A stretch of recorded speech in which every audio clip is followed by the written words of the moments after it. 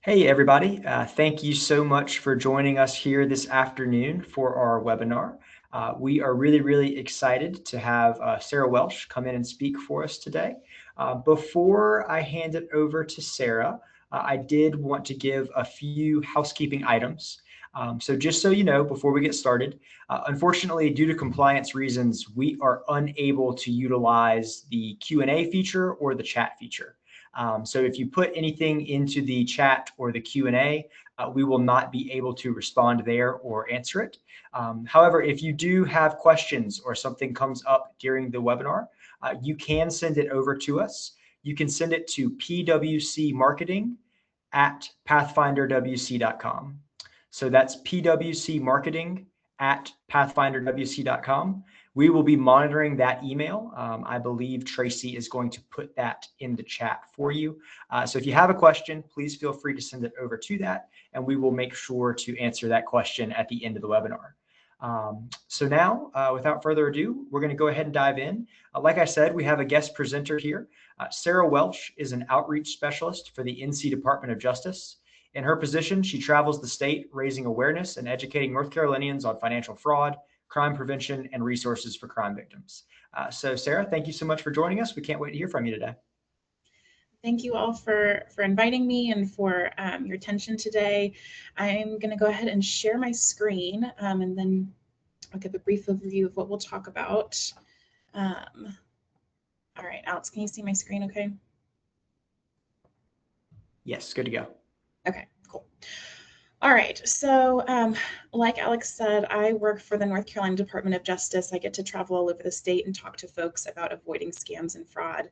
And I would imagine that today our attendees are thinking about how you can protect your assets that you're trying to grow and invest with Pathfinder. So what we're going to talk about today, I'll give a brief overview of what the Department of Justice's mission is, what guides our work. I'll talk more specifically about our Consumer Protection Division's work, and then I'll dive into the heart of the presentation, which is how can we best avoid scams, whether they're on the phone, via text, or online.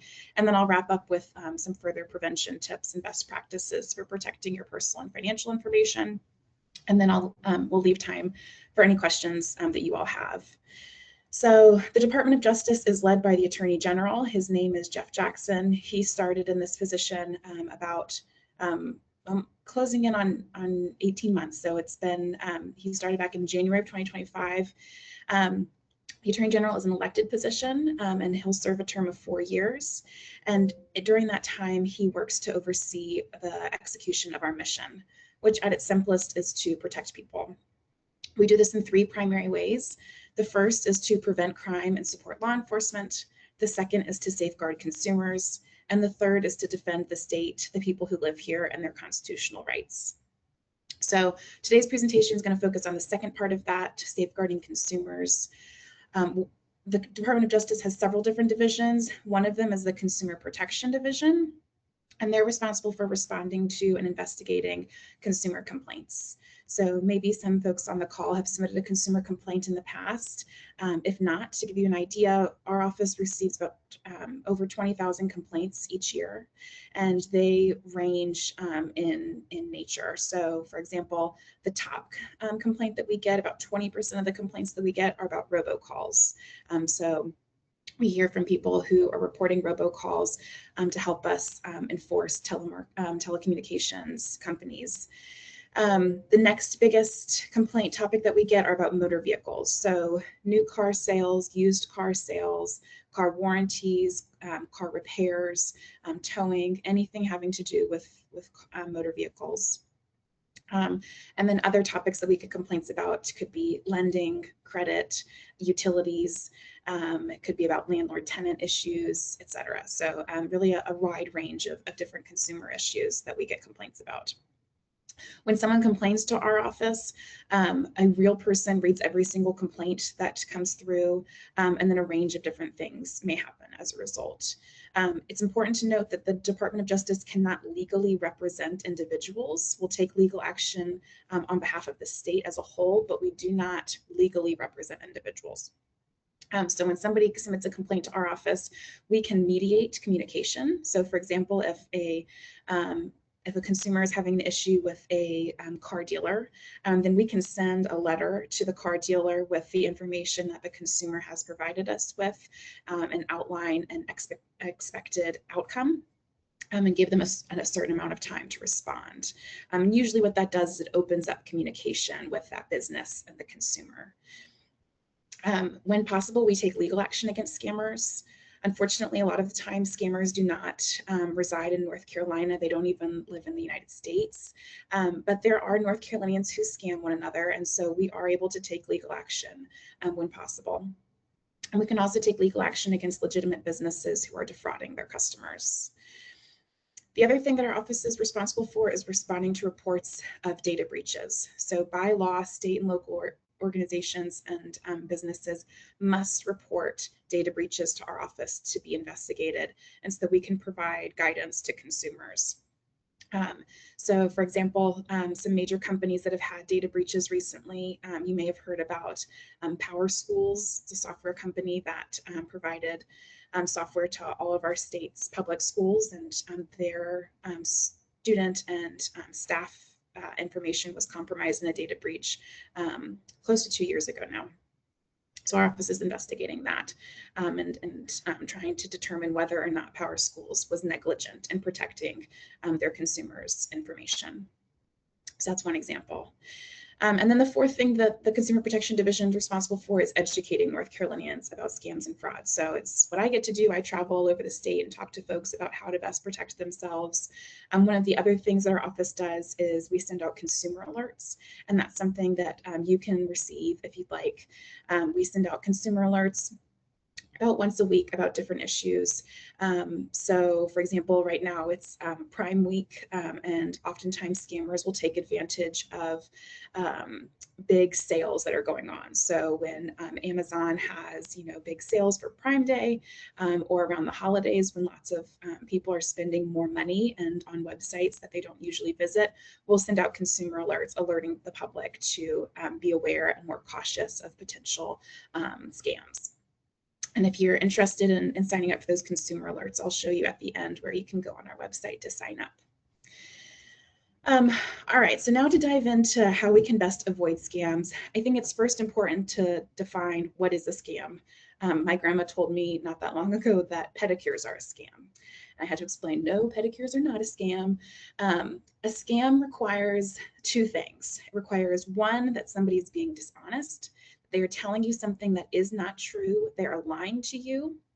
And the second part is that they're trying to get something of value from you. Something of value could be your money, it could be your time, it could be your personal information, it could be the sound of your voice, it could be property, right? All of those things have value. And then who is most susceptible to falling for a scam? In general, people between the ages of 18 and 24 are most likely to fall for a scam. However, they're not likely to lose a lot of money in a scam. People over the age of 60 are most likely to lose significant amounts of money when they fall for a scam. And that makes sense, right? People over the age of 60 are more likely to have more money, right? They've been working for a long time, they have their savings, they have assets. And so that's why it's important for folks over the age of 60 to especially pay attention and be aware of what scams look like. But in general, nobody is exempt from falling for a scam. Scammers are really clever, and they prey upon our emotions. So they try and tell us things that are way too good to be true or way too terrible to be true, so that we get into a heightened emotional state and we can't think clearly, and that we just do what they ask us to. Scammers target us based off of our affiliations with different groups. So for example, military service members and veterans can be targeted for their affiliation with the military. People who speak different languages can be targeted by scammers who are preying upon maybe their language access or their immigration status. People of different age groups are targeted differently, right? Somebody who qualifies for Medicare is going to receive far more robocalls about Medicare than somebody who is not of age to be a Medicare recipient, and so on. So it's important to think about what sorts of vulnerabilities might we each have based off of our age, where we're from, and our affiliation, so that we can be in tune with what scammers might try and attack. All right, these are the top 5 most common scams that we get complaints about. So number 1, sweepstake and lottery scams. These are when somebody says, congratulations, you've won a brand new car. You just have to pay the taxes and the delivery fees, and then we'll deliver your brand new Cadillac, right? Anytime that somebody says you have to pay a small amount of money up front for a bigger payout down the road, it's a scam. Next type of scam are imposter scams. This is sort of an umbrella term that includes anytime somebody is pretending to be somebody that they're not. And oftentimes they're pretending to be somebody of authority. So maybe they say that they're calling from your local sheriff's office, and you've missed jury duty and they're coming to arrest you unless you pay them, in gift cards or cryptocurrency. Right? Law enforcement will never give you a heads up that they're coming to arrest you, and they will not ask for payment in gift cards or cryptocurrency. Another example could be the toll road scam, where you get a text message claiming to be from the toll road authority, but they are threatening to impound your car, right? Things that the toll road companies cannot enforce. The third are romance or friendship scams. So this is a long scam. It takes place over weeks and months, and usually starts through communication on social media, through messaging apps, or through dating apps. And over time, a relationship builds, whether it's romantic or not. They'll call and text every day. They'll send gifts through the mail, and inevitably, something tragic happens to them, and they need your help. And because you feel like there's a relationship between the two of you, they know your family members' names, and they ask about them, and they really talk to you frequently, and have built up a relationship. You care about them, and so you're willing to send them money. And as soon as you've sent them every last penny that you can, they disappear. So those are particularly heartbreaking because there's not just the financial loss, there's also the emotional betrayal. The fourth type of scam are known as tech support scams. This is the classic, something pops up on your device and says something's wrong and you need to click on this link or call this number for help. And that's when the problem actually starts. And then the fifth are known as grandparent scams, but you don't have to be a grandparent for these to happen to you. It's when they use a new technology that mimics the sound of the voice of somebody that you care about. So it could be a grandchild, it could be a child, it could be a neighbor or a friend, and they say that something terrible's happened. They've been in a car accident and that they need, bail money, or that they have legal trouble and that they need you to pay for their lawyer, etc. So those are sort of some general types of scams that you may hear about. But regardless of the type of scam, there are things that we can do to protect ourselves from even encountering them on the front end. And so that's what we're going to focus on now. How can we prevent scams, whether they're on the phone, via text, or online? So first, avoiding phone scams. The very best thing you can do if you get a phone call from a number that is not saved in your phone as a contact and that you don't know who it is to not answer the phone. Okay. As soon as you answer the phone, it tells them that it's a real number and that they're going to keep calling back. So it encourages them to continue calling. So the best thing you can do is to not answer. Just let it go to voicemail. Most oftentimes, they don't even leave a message, so it's not important, right? And if it is an important phone call that you've missed, they should leave a message, or they should find a different way to get in contact with you. Sometimes, though, we're more willing to answer the phone because maybe you're expecting a phone call from a doctor's office or from a school, and you are more likely to answer the phone from maybe a number in your area code. In those instances, if you answer the phone and it's not who you're expecting it to be, hang up. Okay, scammers have a way of being real sweet talkers, and before you know it, you're giving them information that you should not be giving anybody that you don't know. So the best thing, again, to do is to not answer the phone, but if you do answer the phone and it's not who you expect, hang up. The other thing you can do to prevent getting scammed over the phone is to sign up for the Do Not Call registry. So if you're not familiar, the Do Not Call registry is a national registry that's run by the FTC. And what it does is it adds your number to a list of phone numbers that legitimate telemarketers cannot call to advertise their business. The keyword there is legitimate. So it will not prevent all robocalls because scammers don't play by the rules, but it should cut down on the number of phone calls that you're getting in general. So that is something we recommend. You can sign up for your cell phone number, your home phone number. If you have a separate work line, you can add all of them to the Do Not Call registry, and it takes less than 2 minutes. It's super easy to do. And then when you do inevitably get those robocalls, we ask that you report them to our office. You can do it online at our website. And what we do with that information is we, as an office, have recognized that it is unlikely that we will ever be able to litigate our way out of each of these individual robocallers, right? There's just too many of them. But what we can do is go after the telecommunication companies that are allowing these robocalls through their networks. And so that's what we do. So when you report robocalls to our office, what we're able to do is then send letters, warning letters to these telecom companies that are allowing the robocalls through their networks to warn them that if they are not monitoring their networks and cleaning up robocalls that they're allowing through, then they will not be able to do business in North Carolina anymore. So when you report a robocall, we ask just for a few pieces of information: your phone number, the number that showed up when they called, the time and date when they called, and then if there was any information that they shared about the nature of the call. The thing to keep in mind, though, is that there are legal robocalls and there are illegal robocalls. So legal robocalls are those that at some point you have given permission to call you. For example, your doctor's office, right? If you've checked a box on a form at your doctor's office saying, yes, you can call me to confirm my appointments, and they say, press 1 to confirm your appointment next week, that's a legal robocall, right? You gave them permission to call you. Illegal robocalls are those that you never gave permission to call you.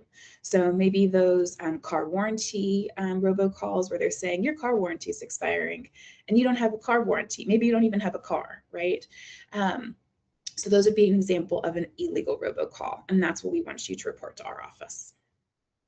I'll give you an example of a type of phone scam that we've been seeing more of, and it ends up with you being sent to a crypto ATM. So maybe you've heard about this recently, but the way that it works is that a victim gets a phone call saying that they owe money or that there's been some sort of fraud in their bank account. There's usually some elaborate story that's usually very intimidating.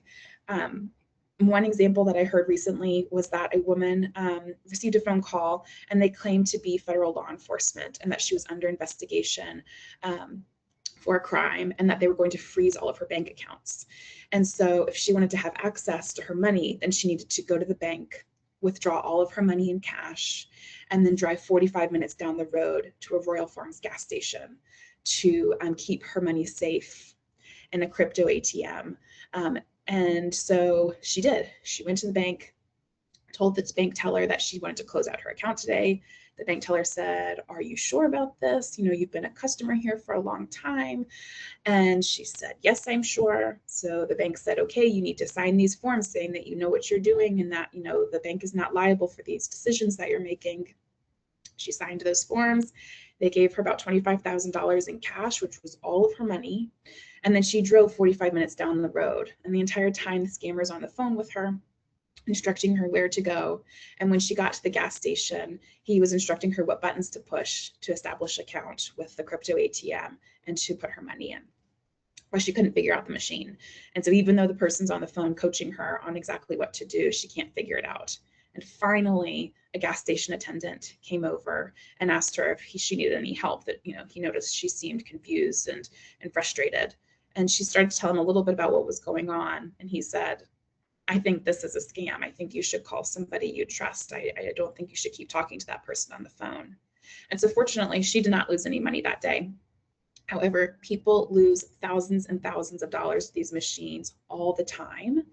And so what our office is doing is working with local law enforcement to put up warning signs on these machines to try and make sure that people think twice before they put their money in them if they are not doing it because they want to, but because somebody else is telling them to. And we're also having conversations with the store clerks so that it's not a coincidence that a gas station attendant comes over and says, you seem confused, but that it's standard that they say, if they notice any red flags, that they intervene. So that's what our office is working on to try and prevent these. And if you've never seen one before, keep an eye out. They're usually at gas stations and vape shops and in grocery stores. There's more than 1,000 of them in North Carolina, so they really are all over. All right, so that's about phone scams. I'm gonna move on to text scams now. Similar to text scams, best thing you can do is to not respond. If you get a text message from somebody that you don't know, that's not saved as a contact, and they're telling you to click on this link or call this number to respond, the best thing you can do is to not respond, okay? If you have a smartphone, underneath those new messages, it should say, this number is not saved as a contact. Would you like to report it as junk? And that's great. That sends it back to your telecom provider and flags it as spam. And that helps them strengthen their filters. If you don't have a smartphone, you can send that message to 7726, and that does the same thing. It sends it back to your telecom provider and flags it as spam. If you think maybe this text message might be legitimate, double check. So for example, here is an example text message. It's an imposter scam where they're pretending to be Wells Fargo. It says, your Wells Fargo account has been locked for suspicious activity. Please call us at 201-429-3304 to verify your identity. And so maybe, for example, you are a Wells Fargo customer and you think, gosh, this might be true. Where could you find a legitimate phone number for Wells Fargo? If you receive paper statements, Wells Fargo's customer service phone number would be on their paper statement. If you do mobile banking, then you can find your bank's phone number in the mobile banking app. Or everybody's bank card has the customer service number on the back. So the point is that if you get one of these messages, whether it says they're with your bank or they're with the toll road company or whomever, to double check the method of communication so that you don't inadvertently get on the phone with somebody that is pretending to be somebody that they're not. All right, so that's text message scams. Moving on to emails and scams online. This is an example of an email message pretending to be Geek Squad. So legitimate IT company that provides, IT tech support to customers. And they have a good reputation, which is why they're impersonated all the time. Same with McAfee Security Solutions, Microsoft. There's been a newer scam that's been going around recently with email invitations or evites, where they're pretending to come from Evite or Paperless Post or Punchbowl. So in this example, it says it's coming from Geek Squad and that your subscription is going to renew today for $349. And that if it's not you, then you need to call this number to cancel your subscription. So if you think, oh gosh, maybe this is true, I thought I canceled this subscription years ago, maybe it's somehow, renewed, double check who is it coming from. So sophisticated scammers will use email addresses that look very similar to brand names. So maybe it says it's coming from Geek Squad, but Geek has 3 E's instead of 2. Maybe it says it's coming from Walmart and it has 2 L's instead of 1. Look for those clues. Look for the time that they're sending it. Legitimate businesses should be doing legitimate business during business hours. So if they're sending you emails about billing over the weekend or on Friday evenings, that's a suspicious red flag. And then again, verify where they're sending you. So if they say to click on this link or to call this phone number, log into your account with Netflix, Walmart, Geek Squad, whomever, to see whether or not there actually is a pending charge. And if you don't have an account with them, then log into your bank account or call your bank to see if there's a pending charge with them. All right, so that's emails. Moving on to social media. Social media is a tool, for communication, but it's important to think about what you're sharing and who you're sharing it with. Too often people are sharing so much information about themselves that scammers can then use to design really convincing scams against them. So for example, the post that's on the bottom left corner, the green one that says the car you passed your driver's test in was a, and then thousands of people will respond with the make and model of their first car. And it's fun to go down memory lane and, you know, see what other people's first cars were decades ago. But that same information is what's used to protect our most important accounts, right? When you set up online banking, you have to set up security questions too. What was the make and model of your first car? What was your mother's maiden name? What's your favorite color? What's your favorite ice cream flavor? What's your first pet's name? What's your high school mascot, right? All of those answers are then things that we should not be putting about ourselves on Facebook. So it's important to think about what information are you sharing, and two, who are you sharing it with? So our recommendation is that if you're going to share, you know, more personal information about yourself online, then to make sure that your account is set to private so that only the people that you know and trust in real life are able to see what you're sharing. And the other thing to be careful about on social media are the ads. Anybody, you and I could go on to social media account or platforms right now and buy an ad for anything.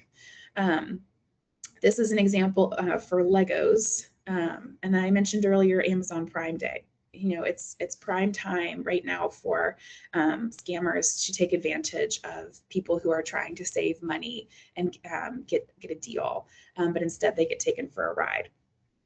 So this is an example of an ad that's for a flash sale. So they're trying to create a sense of urgency. They want you to act fast. They're saying that Legos are 80% off, which if you've ever bought Legos, you know that they are really expensive and they are never 80% off. So that sounds way too good to be true. And then the last detail of it is down towards the bottom. The website that it's sending you to is not lego.com, but it's mart.brickfund.com. So it's not Legos. So it's important to look at those clues, but more so than that, what I would recommend is not clicking on the ads. If you think maybe Legos really is on sale, or maybe Walmart really does have this, you know, piece of equipment on deep discount, open up a new page, type in lego.com, type in walmart.com, and see if that product is actually on sale. Don't rely on the link to take you where it says it's going to go. And I say that because it's really easy nowadays with AI to make websites that look legitimate. So for example, I heard a story recently of somebody who he was supposedly selected as a winner because he had been a loyal customer for a long time of T-Mobile.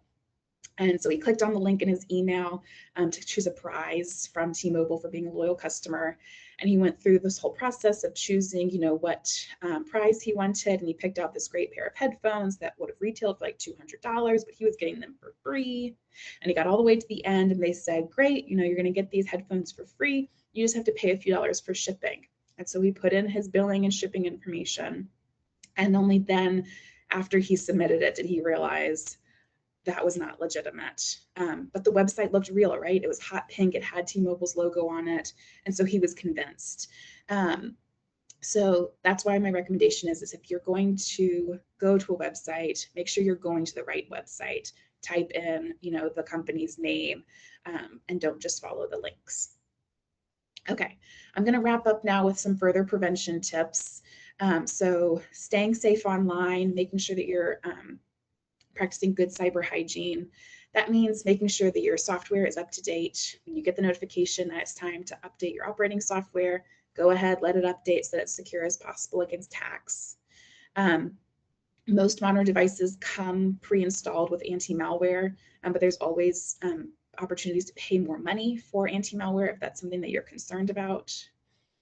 Again, don't click on any links or open any attachments from people that you don't know or that are coming at an unexpected time. Enable online banking so that you can monitor your accounts if that's something that you're comfortable with. And that way you can get notifications if there's been any purchases that are out of the ordinary, and that you can see your banking you know, behavior more regularly than just once a month when your statement comes in the mail.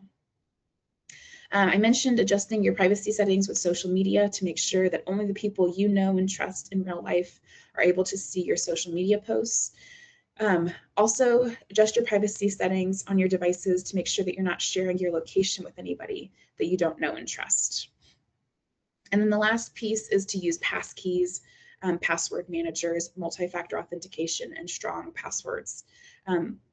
It is not enough anymore to just use strong passwords. So using a passkey like your fingerprint or facial identification is much stronger. Using a password manager so that technology remembers your password and you don't have to, and multi-factor authentication, which is when you receive a 5 or 6 digit code to your email address or to your phone, so that somebody logging in would have to have your username, your password, and another device to be able to log in. And then lastly, strong passwords. At a minimum, everybody should be using strong, unique passwords. True or false? This is a strong password. False, right? This is a very weak password. A stronger password could be a passphrase, so easy to remember but hard to hack. This says, make it a great day. There's uppercase letters and lowercase letters. There's numbers that have been swapped out for the E's, and there's an exclamation point at the end, so a symbol. At a minimum, people should be using strong passwords, but really, like I said, passkeys, password managers, and multi-factor authentication are much stronger options to protect your accounts. Some other everyday prevention tips: recommend performing a wallet audit, which means go through your wallet, go through your purse, make sure that you're only carrying documents and cards that you legitimately need with you. So you don't need your passport to go to Walmart, right? Leave that somewhere safe at home. Same thing with your Social Security card. Make sure that you are shredding any documents with personal information or destroying any documents with personal information.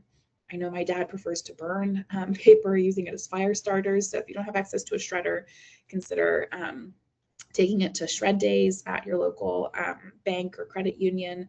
And usually counties will host shred-a-thons too. Make sure you collect your mail regularly.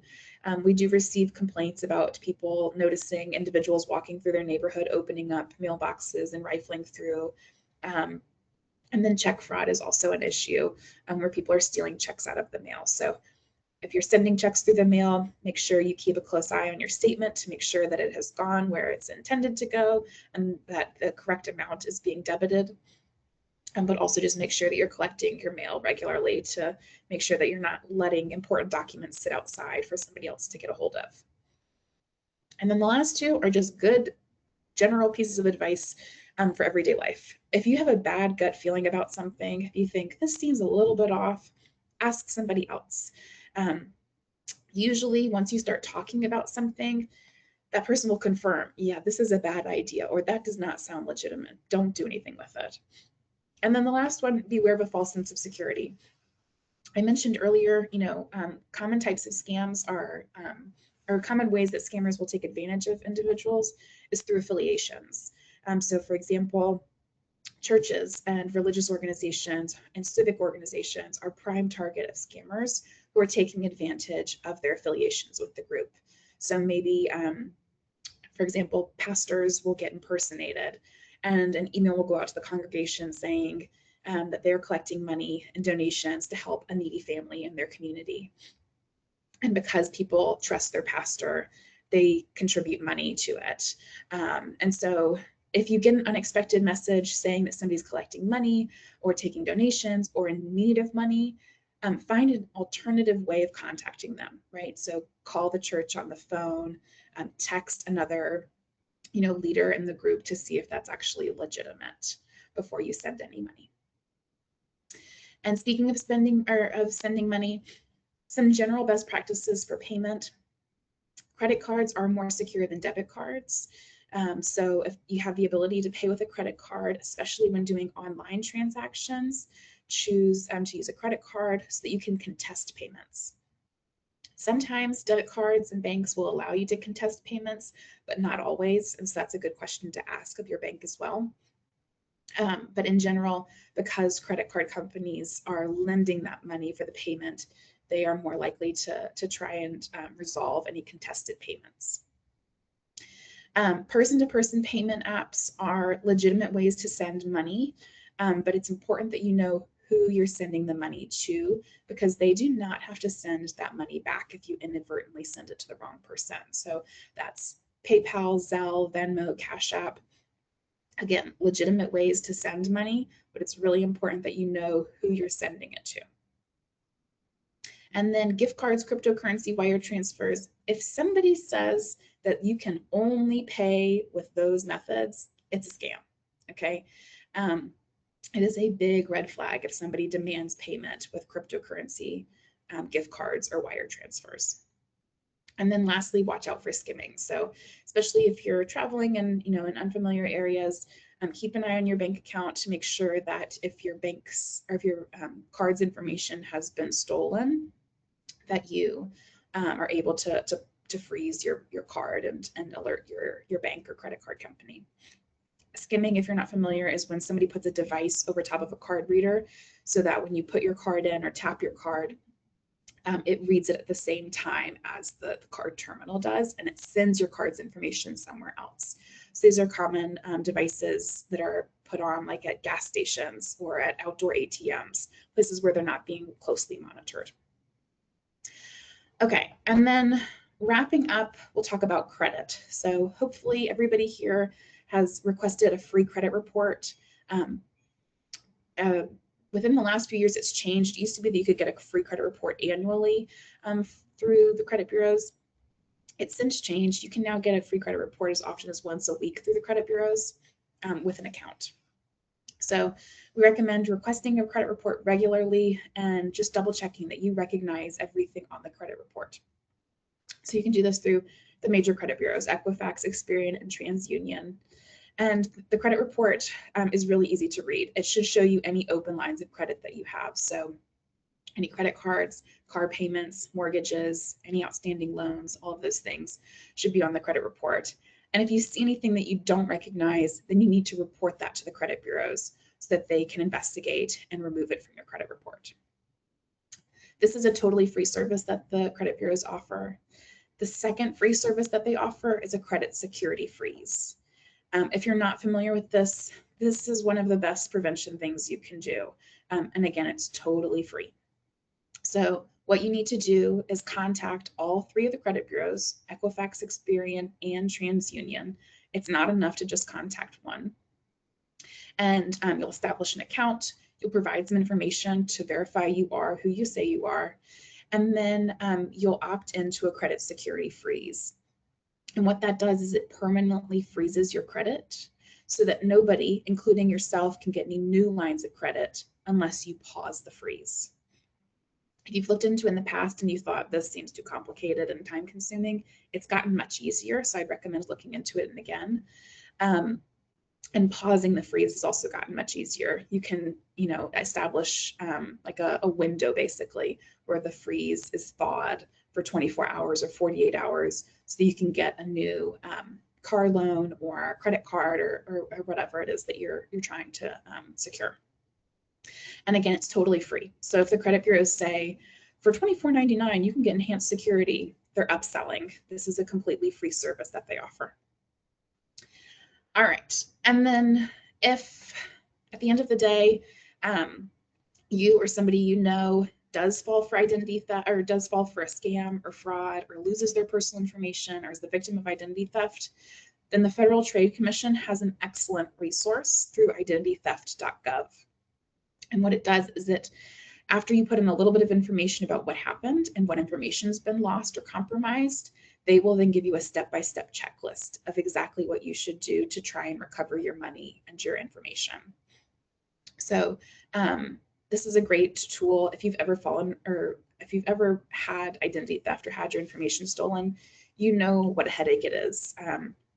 So this is a great resource that puts it all into one place of exactly what you should do, whether or not you should contact law enforcement, whether or not you should contact the Social Security Administration, and so on.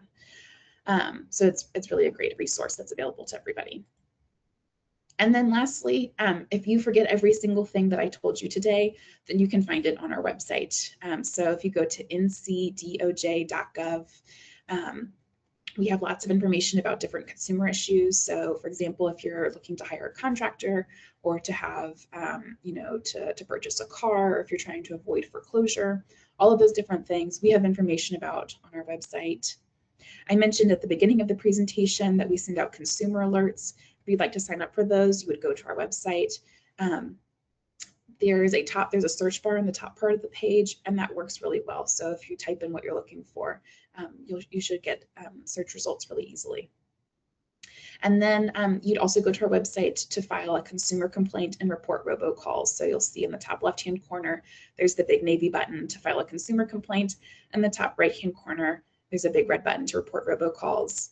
And then underneath that big red button are phone numbers for our office. So during business hours, you can speak to a real NCDOJ employee if you have questions about whether or not something might be a scam, or if you're considering doing business with a legitimate company and you want to check their complaint history.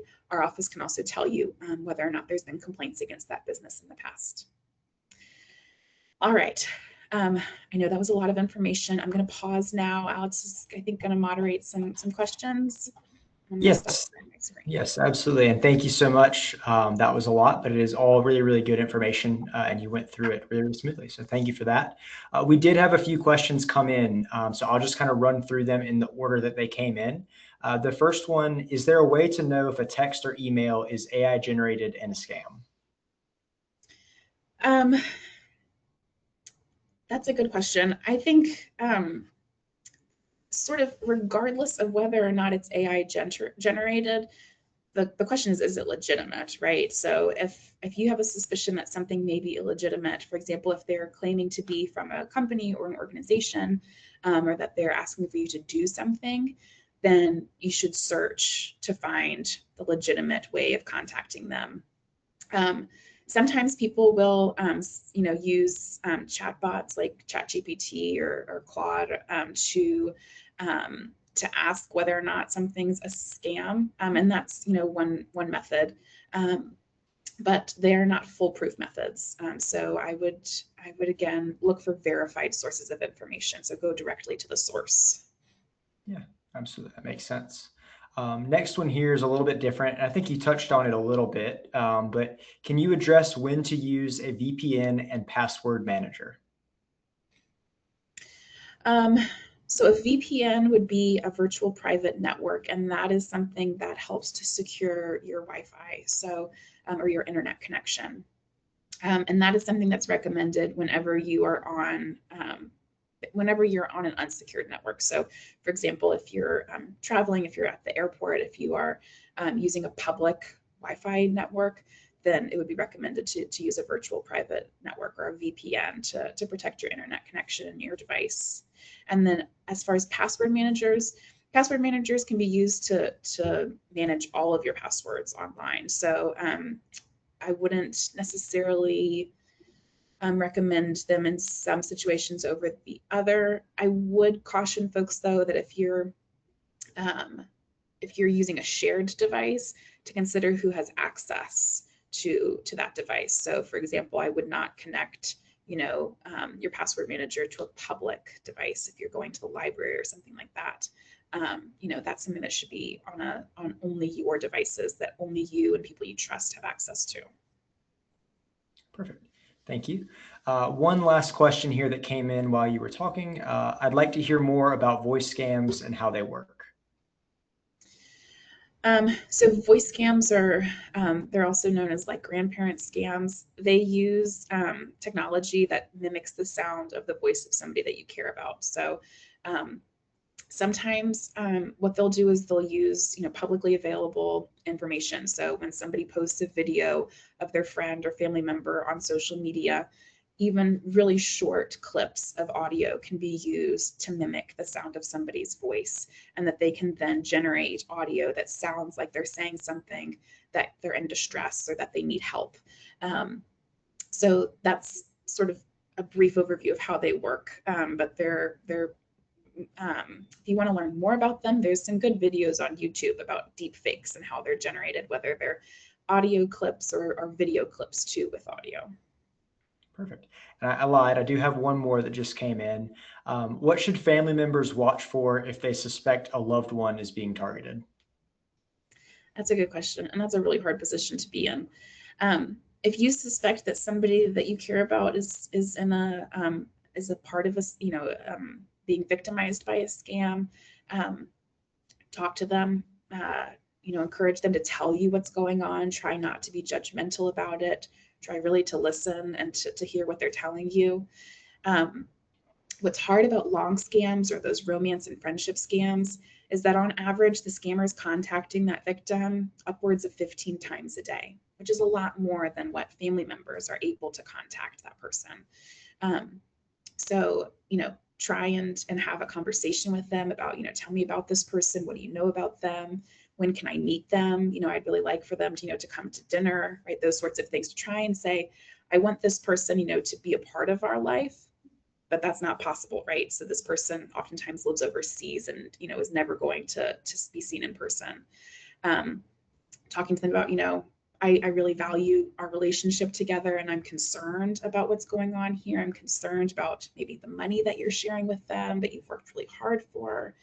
Um, and then oftentimes, if all else fails, contacting law enforcement and asking them to come and visit in person oftentimes can go a long way by just saying, somebody in uniform is coming and saying that this is, a classic signs of scams that your family has shared with me, and that this is abnormal and probably a crime.